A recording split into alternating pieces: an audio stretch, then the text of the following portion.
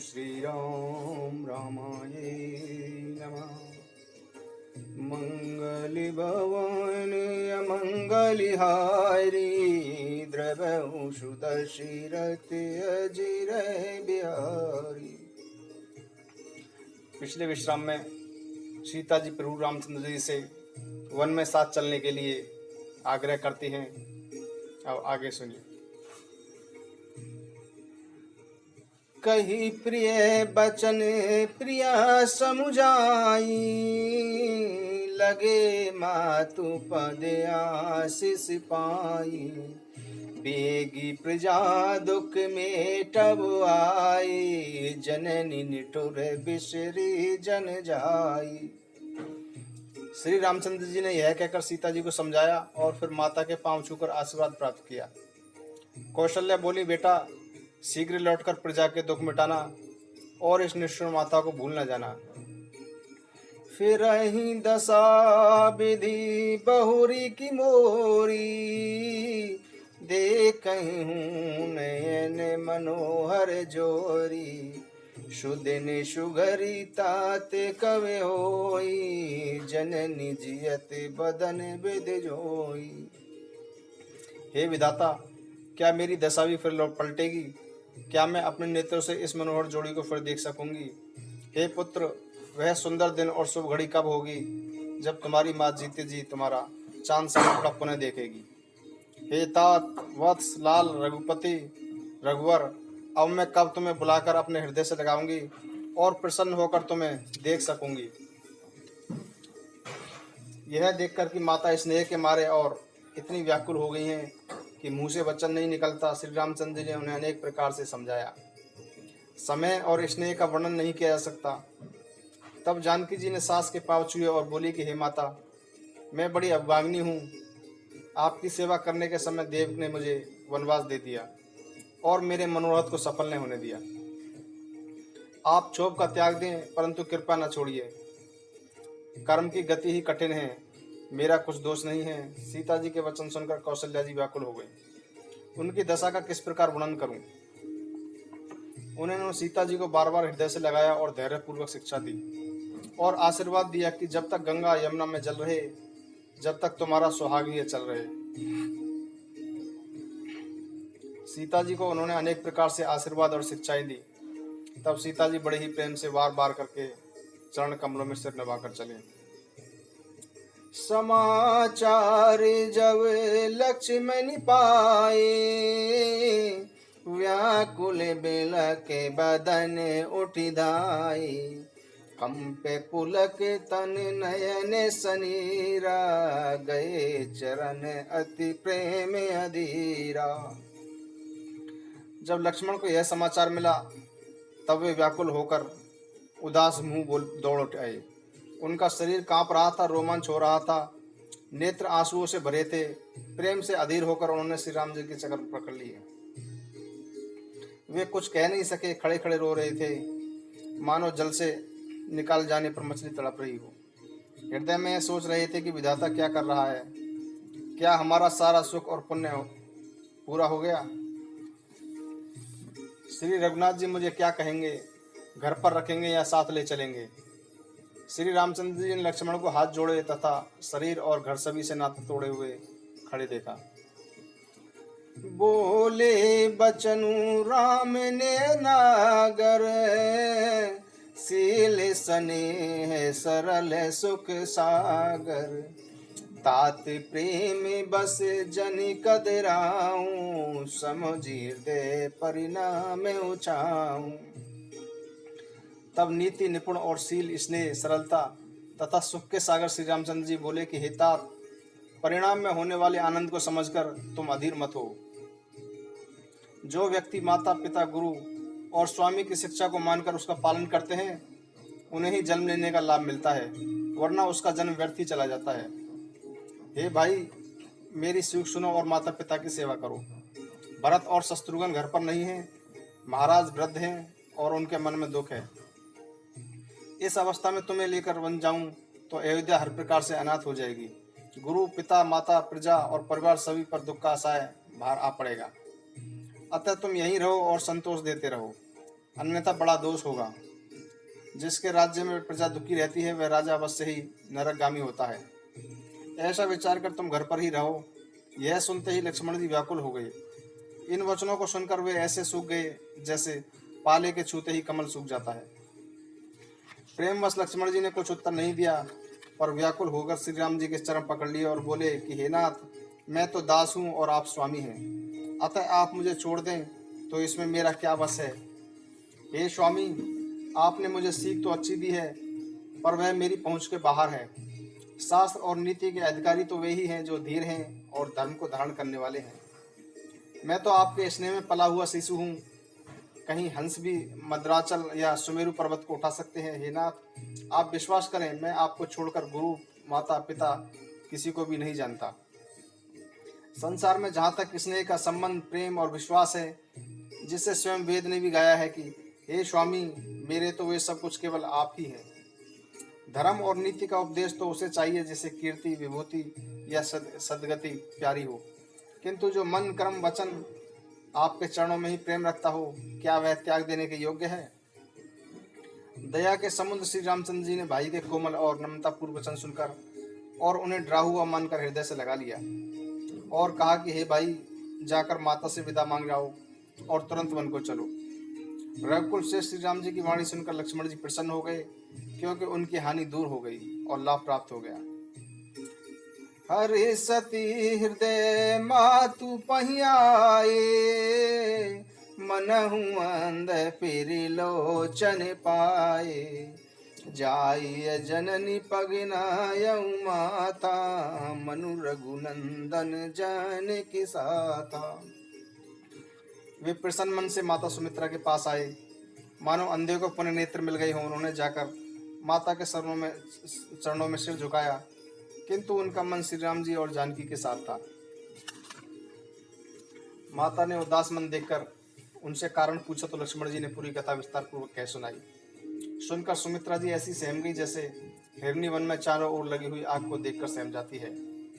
जब लक्ष्मण जी ने देखा कि स्नेहवश काम बिगड़ जाएगा तो वे विदा मांगते हुए डर के मारे सपचा गए और मन ही मन सोचने लगे कि हे विधाता, माता साथ जाने की आज्ञा देंगी या नहीं।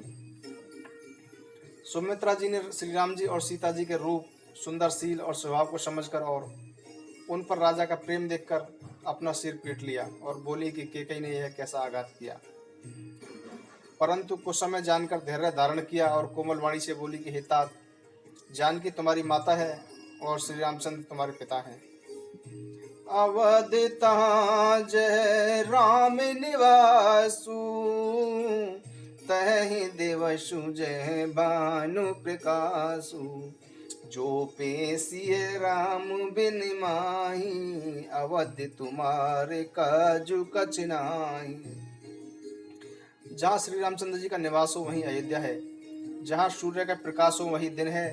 यदि निश्चय ही श्री सीताराम वन जा रहे हैं तो अयोध्या में तुम्हारा कोई भी काम नहीं है। गुरु पितु मातु बंधु सुर साई, से यही सकल प्राण की नाई। राम पान प्रिय जीवन जी के, स्वार्थ रहते सखा सब ही के। गुरु, पिता, माता, भाई, देवता और स्वामी, इन सब की सेवा प्राणों की भांति करनी चाहिए। फिर श्री राम तो तुम्हारे प्राणों से भी प्रिय हैं और सभी के निस्वार्थ साथी हैं। संसार में पूजनीय और प्रिय लोग राम जी की कृपा से ही पूजनीय और प्रिय मानने योग्य हैं। हे तात, ऐसा जानकर उनके साथ वन में जाओ और संसार में जीने का लाभ प्राप्त करो। हे पुत्र, मैं तुम्हारी बलिहारी जाति हूँ। मेरे साथ ही तुम ही बड़े भी सौभाग्यवाली हो, क्योंकि तुम चित्त ने छल छोड़कर श्री राम जी के चरणों में स्थान पाया। संसार में वही स्त्री पुत्रवती होती है जिसका पुत्र श्री रंगनाथ जी का भक्त हो, अन्यथा जो राम से विमुख पुत्र को अपना हितैषी मानती है वह तो बांझ ही अच्छी। पशु की भांति उसका पुत्र प्रसव करना व्यर्थ है। तुम्हारे ही भाग्य से श्री राम जी वन को जा रहे हैं। हे तात, तुम्हारा कोई कारण नहीं है। तुम्हारे ही भाग्य से श्री राम जी वन को जा रहे हैं। हे तात, दूसरा कोई कारण नहीं है। सभी पुण्यों का सबसे बड़ा फल यही है कि श्री राम जी और सीता जी के चरणों में प्रेम बना रहे। राग,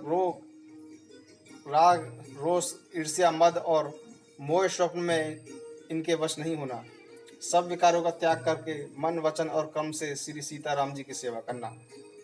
तुमको वन में सब प्रकार से आराम रहेगा,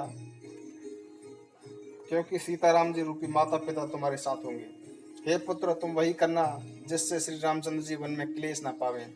मैं तुम्हें यही उपदेश देती हूँ। हे तात, तुम वही करना जिससे वन में तुम्हारे कारण श्री राम और सीता जी सुखी हों और उन्हें माता, परिवार तथा नगर के सुखों की याद न आए। तुलसीदास जी कहते हैं कि सुमित्रा जी ने इस प्रकार श्री लक्ष्मण जी को शिक्षा देकर वन में जाने की आज्ञा दी और फिर आशीर्वाद दिया कि सीता राम जी के चरणों में तुम्हारा निष्काम, अनन्य और प्रगाढ़ प्रेम नित्य बढ़ता रहे। माता के शरणों में सिर निभाकर तथा मन में डरते हुए लक्ष्मण जी तुरंत इस प्रकार चल दिए मानो सौभाग्यवश कोई हिरण फंदे को तोड़ाकर भाग निकला हो। लक्ष्मण जी वहां पहुंचे जहां श्री राम थे और उनका साथ पाकर बड़े प्रसन्न हुए। श्री राम जी और सीता जी के चरणों की वंदना करके वे उनके साथ राजभवन में आए। नगर के स्त्री पुरुष दुखी होकर आपस में एक दूसरे से कह रहे थे कि हे विधाता ने बनी बिगाड़ दी। उनके शरीर सूख गए थे, सभी का मन दुखी था और चेहरों पर उदासी छाई हुई थी। वे ऐसे व्याकुल दिखाई रहे थे जैसे शहद छीन दिए जाने के बाद शहद की मक्खियां व्याकुल हो जाती हैं। सब हाथ मल रहे थे और सिर धुन कर पछता रहे थे, मानो बिना पंख के पक्षी फड़फड़ा रहे हों। राजद्वार पर बड़ी भीड़ थी, उस दुख का वर्णन नहीं किया सकता है। श्री रामचंद्र जी पधारे हैं, ये प्रिय वचन कहकर मंत्री ने राजा को उठाकर बिठा दिया। सीता सहित दोनों पुत्रों को वन में जाने के लिए तैयार देखकर राजा बहुत व्याकुल हो गए। सीता सहित दोनों सुंदर पुत्रों को देखकर राजा अकुला उठे और स्नेहवश बार बार उन्हें हृदय से लगाने लगे। राजा व्याकुल थे, बोल नहीं पा रहे थे। हृदय में उत्पन्न शोक के कारण वे अत्यंत दुखी थे। तब श्री रामचंद्र जी ने बड़े प्रेम से उनके चरणों में सिर झुकाकर विदा मांगी। हे पिता, मुझे आशीर्वाद दो और आज्ञा दीजिए। हर्ष के समय आप शोक ना करें। हे तात, कर्तव्य कर्म में त्रुटि करने में संसार में यश नहीं मिलेगा, अपिता निंदा ही होगी। यह सुनकर स्नेहवश राजा ने उठकर श्री रघुनाथ जी की बाहें पकड़कर उन्हें बिठा लिया और बोले कि हे पुत्र सुनो, तुम्हारे लिए मुनिजन कहते हैं कि श्री राम चराचर के स्वामी हैं। शुभाशुभ कर्मों के अनुसार ईश्वर फल देता है, जो कर्म करता है उसी को फल मिलता है, ऐसी वेद की नीति है, ऐसा सभी कहते हैं। किंतु आज तो इसके विपरीत हो रहा है। अपराध कोई और करे और उसके फल में कोई और भोगे। ईश्वर की लीला बड़ी विचित्र है, संसार में उसे कौन जान सकता है। राय राम लाखन हित लागी, बहुत उपाय किए छलु त्यागी। लकी राम रुक रहत न जाने, धर्म धुरंधर धीर सयानी।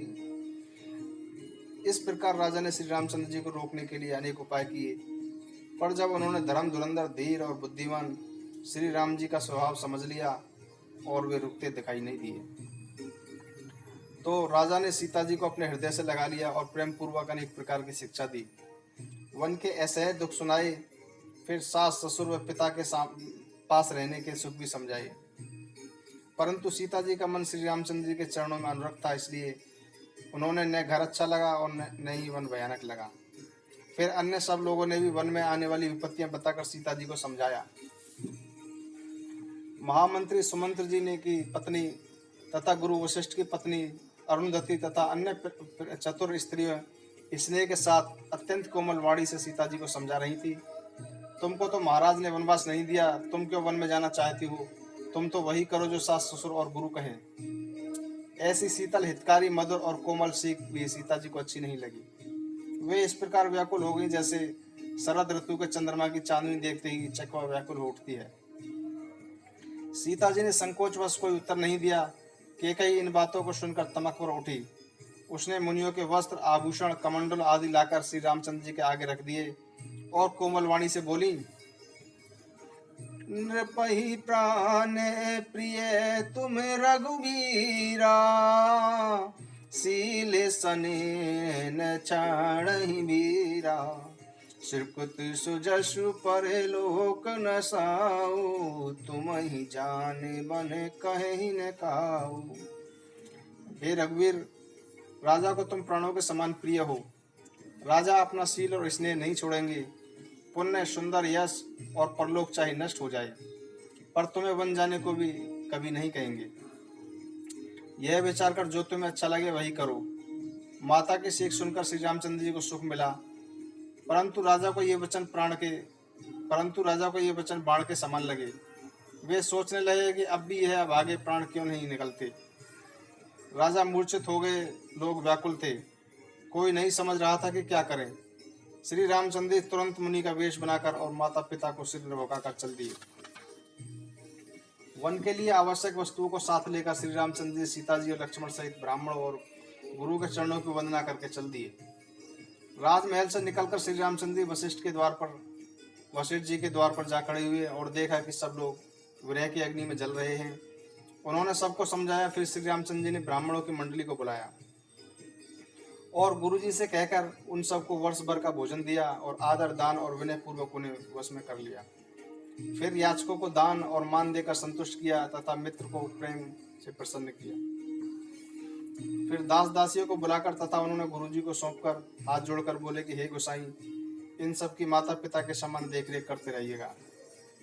श्री रामचंद्र जी बार बार दोनों हाथ जोड़कर सबसे कोमल वाणी से कह रहे थे कि मेरा हितकारी मित्र वही होगा जिसकी चेष्टा से महाराज सुखी रहे।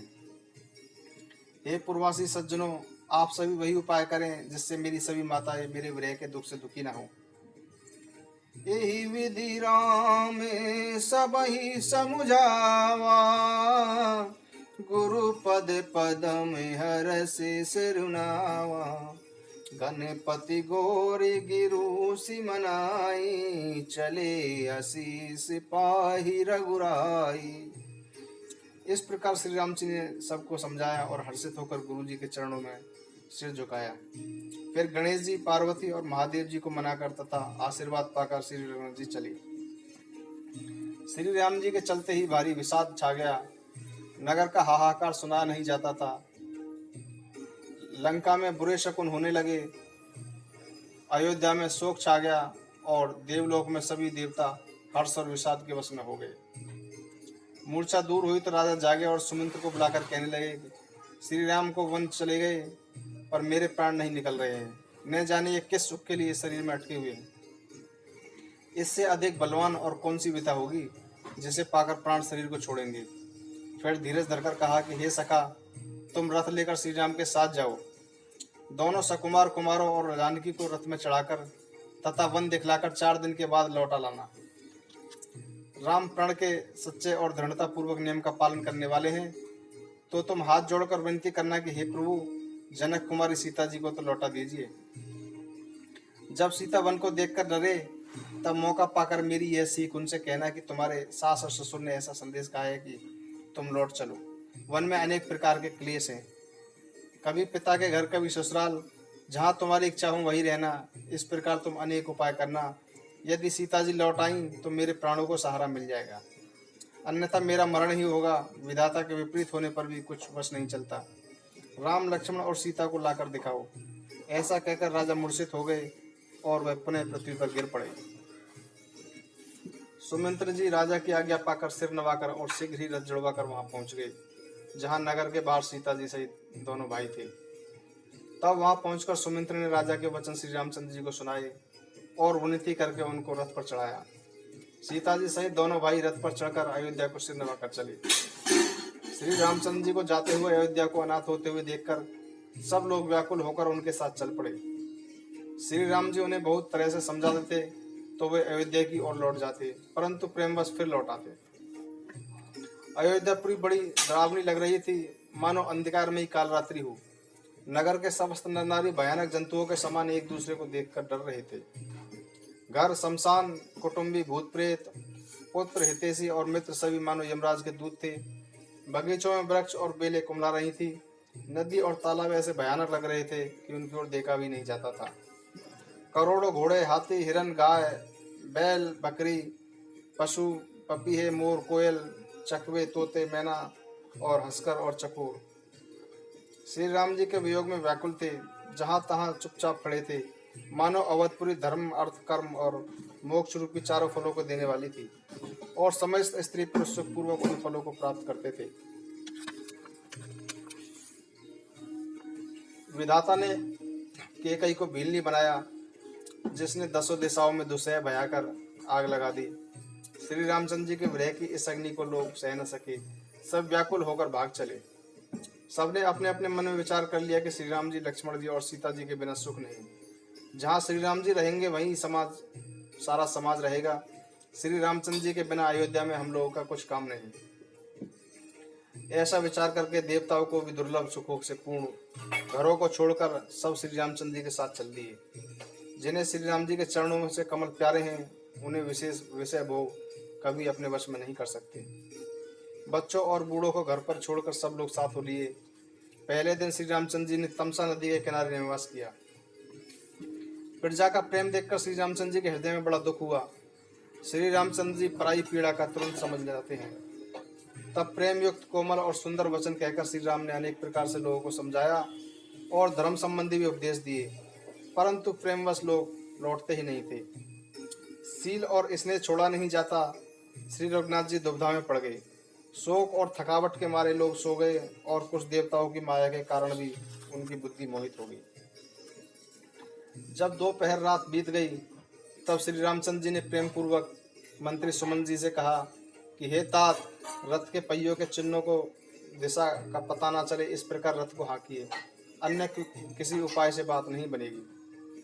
शंकर जी के चरणों में सिर नवाकर श्री राम जी, लक्ष्मण जी और सीता जी रथ पर सवार हुए।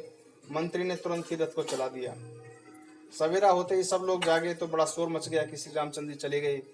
कहीं रथ के चिन्ह नहीं थे। सब हाराम पुकारते हुए चारों ओर दौड़ पड़े, मानो समुद्र में जहाज डूब गया हो, जिससे व्यापारियों का दल अत्यंत व्याकुल हो उठा हो। वे एक दूसरे को उपदेश देने लगे। श्री रामचंद्र ने यह जानकर हम लोगों को छोड़ दिया है कि हमें दुख होगा। वे अपनी निंदा और मछलियों की सराहना करने लगे, कहने लगे, श्री रामचंद्र जी के बिना हमारे जीने पर धिक्कार है। यदि विधाता ने प्रिय का वियोग दिया है तो फिर मांगने पर मृत्यु क्यों नहीं दी। अनेक प्रकार से प्रलाप करते हुए वे भारी हृदय से लौट आए। उन लोगों के वियोग की दशा वर्णन नहीं किया जा सकता। 14 वर्ष की अवधि की आशा में वे सोच रहे हैं कि 14 वर्ष जल्दी ही बीत जाएं और तब हम श्री राम, लक्ष्मण और जानकी जी के दर्शन करेंगे। मंगली भवने अमंगल हारी, द्रवो सुदशरथि अजिर बिहारी। राम सिया राम जय जय राम। राम सिया राम जय जय राम। मर्यादा पुरुषोत्तम राम, दशरथ नंद दुलारे राम। राम सिया राम जय जय राम। राम सिया राम जय जय राम। कौसल्या के प्यारे राम, दशरथ नंद दुलारे राम। राम सिया राम जय जय राम। राम सिया राम जय जय राम। ओम श्री राम रामाय नमः।